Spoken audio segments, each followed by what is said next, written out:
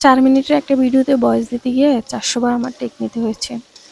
আসলে মন মানসিকতা ভালো না থাকলে কোনো কিছুই ভালো লাগে না। আসসালামু আলাইকুম এভরিওয়ান। আপনারা সবাই কেমন আছেন?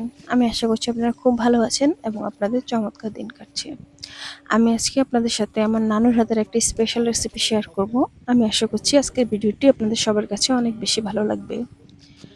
আমার নানু যেভাবে মাছ রান্না করতো সেটাই আমি আপনাদের সাথে শেয়ার করব। আমার নানু সবসময় বলতো মাছ রান্না করতে যে অনেক বেশি মশলা দিতে হয় এরকম কোনো কিছু না। যদি নদীর মাছ হয় খুব অল্প মশলা রান্না করতে হয় তাহলে মাছের প্রপার টেস্টটা পাওয়া যায়। আজকে আমি রান্না করব লেবু পাতা দিয়ে পাবদা মাছ। আমার নানু যেভাবে রান্না করতো ঠিক আমি সেভাবে আজকের রেসিপিটি আপনাদের সাথে শেয়ার করব। আমি আশা করছি সম্পূর্ণ ভিডিওটি যদি দেখেন তাহলে আপনাদের কাছে অনেক বেশি ভালো লাগবে। সামান্য একটা উপকরণ যে রেসিপির টেস্ট কত চেঞ্জ করে দিতে পারবে, যদি একবার এভাবে খান তাহলেই বুঝতে পারবেন। আমার এখানে যা যা উপকরণ লাগবে সবগুলো আমি এখানে কেটে নিয়েছি আমি এখানে পেঁয়াজ, টমেটো, কাঁচামরিচ এবং ধনিয়া পাতা। সবগুলো আমার এখানে কাটাকুটি হয়ে গেছে। এখন আমি এখানে নিচ্ছি পাবদা মাছ। পাবদা মাছটা আমার নানু খুব বেশি পছন্দ করতো এবং যদি নদীর মাছ হয় তাহলে তো তার কোনো তুলনাই হয় না। এই মাছগুলো আমাদের নদীর মাছ এবং খেতে খুবই দুর্দান্ত ছিল। মাছগুলো আমার আগে থেকেই ধোয়া ছিল, তারপর আমি একটু ২-১ বার করে ধুয়ে নিয়েছি। যেহেতু আজকে আমাদের এখানে বাইরে বৃষ্টি হচ্ছে সেজন্য আমি আজকে গ্যাস চুলায় রান্না করছি। বিসমিল্লাহ বলে চুলাটা জ্বালিয়ে নিয়েছি। এখন আমি এখানে দিয়ে দেব পরিমাণ মতো তেল। তেলটা যখন আমার হালকা গরম হয়েছে তখনই কিন্তু আমি পেঁয়াজ কুচিটা দিয়ে দিয়েছি। পেঁয়াজ কুচি দেওয়ার পরে পেঁয়াজটাকে খুব ভালো করে ভেজে নিয়েছি। আপনারা দেখতে পাচ্ছেন হালকা ব্রাউন হয়ে আসা পর্যন্ত পেঁয়াজটা ভেজে নিতে হবে। পেঁয়াজটা যখন আমার খুব ভালোভাবে ভাজা হয়ে যাবে তখন আমি এখানে দিয়ে দেব কাঁচামরিচ। কাঁচামরিচটা দিয়েও আরেকটু ভালোভাবে ভেজে নিয়েছি। তারপর আমি এখানে দিয়ে দিচ্ছি পরিমাণ মতো লবণ। লবণটা দেওয়ার পর দিয়ে দিচ্ছি আমি এখানে মরিচের গুঁড়ো। যেহেতু আমরা একটু ঝাল বেশি খাই সেজন্য আমি এখানে একটু মরিচের গুঁড়া বাড়িয়ে দিয়েছি। আমি এখানে ১ চা চামচ পরিমাণ মরিচের গুঁড়ো দিয়েছি। আর আগে তো আমি কাঁচামরিচ দিলাম আর এখানে দিচ্ছি আধা চা চামচ পরিমাণ হলুদ গুঁড়ো। হলুদ মরিচগুলো দেওয়ার পরে যেন পুড়ে না যায় সেজন্য আমি একটু সামান্য পানি দিয়ে হলুদ মরিচগুলোকে খুব ভালোভাবে কষিয়ে নিয়েছি। আজকে আমি খুব কম মশলা রান্না করব। যেভাবে আমার নানু রান্না করতো ঠিক সেইভাবে রান্না করছি।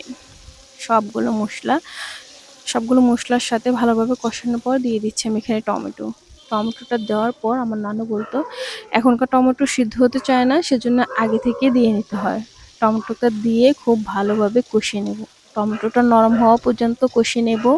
যেহেতু পাবদা মাছ খুব নরম মাছ সেজন্য আমি টমেটোটাকে আগে থেকেই খুব ভালোভাবে কষিয়ে নিচ্ছি। মানে নরম হওয়া পর্যন্ত কষিয়ে নিয়েছি। টমেটোটা যখন খুব ভালোভাবে কষানো হয়ে যাবে তখন আমি দিয়ে দেব এখানে পাবদা মাছগুলো। পাবদা মাছগুলো দিয়ে হালকা হাতে নেড়েচেড়ে নেব। কারণ পাবদা মাছ আমি আগেই বলছি অনেক নরম মাছ, সেজন্য হালকা হাতে কষিয়ে নিতে হয়। আর একটু ভালোভাবে প্রথম অবস্থায় কষিয়ে নেব যেন নিচ থেকে লেগে না যায়। খুন্তি দিয়ে বেশি নাড়া যাবে না, তাই আমি একটু হাত দিয়ে নেড়ে নিচ্ছি। কষানোর জন্য আমি কিছুক্ষণের জন্য ঢেকে দিয়েছি। ঢাকনাটা খুলে আমি আরেকটু নেড়ে চেড়ে ঝোলের জন্য এখানে পানি দিয়ে দেব। ঝোলের জন্য পানি দিয়ে কিছুক্ষণের জন্য ঢেকে দেব। আমার নানু বলতো পাবদা মাছ যদি আপনি একটু লেবু পাতা দিয়ে রান্না করেন তাহলে এর টেস্ট দ্বিগুণ পরিমাণ হয়ে যায়। ঝোল দেওয়ার পর এখানে আমি কিছুক্ষণের জন্য ঢেকে দিয়েছি। কিছুক্ষণ পর ঢাকনাটা খুলে একটু দেখে নিচ্ছি। আমার মাছটা প্রায় হয়ে আসছে। এখন আমি এখানে দিয়ে দিব ধনিয়া পাতা। ধনিয়া পাতা দেওয়ার পর কিছুক্ষণের জন্য আবার রেখে দেব। নামানোর আগে আমি এখানে দিয়ে দেব কয়েকটা লেবু পাতা। বাস, এই রান্নাটার টেস্ট সম্পূর্ণ চেঞ্জ হয়ে যাবে এই লেবু পাতার জন্য। রান্নাটার ঘ্রাণ এত অতুলনীয় হয় আর স্বাদের কথা তো কি আর বলবো। যারা খেয়েছে শুধু একমাত্র তারাই বলতে পারবে। আপনারাও একবার এভাবে লেবু পাতা দিয়ে পাবদা মাছ রান্না করে দেখবেন, এর স্বাদ কখনো ভুলতে পারবেন না। আমার আজকের রেসিপিটা আপনার কেমন লেগেছে অবশ্যই কমেন্ট করে জানাবেন কিন্তু। সবাই সম্পূর্ণ ভিডিও দেখার জন্য আপনাদের সবাইকে অসংখ্য ধন্যবাদ। আপনারা সবাই ভালো থাকবেন এবং আমাদের সবার জন্য অনেক বেশি দোয়া করবেন। আল্লাহ হাফেজ।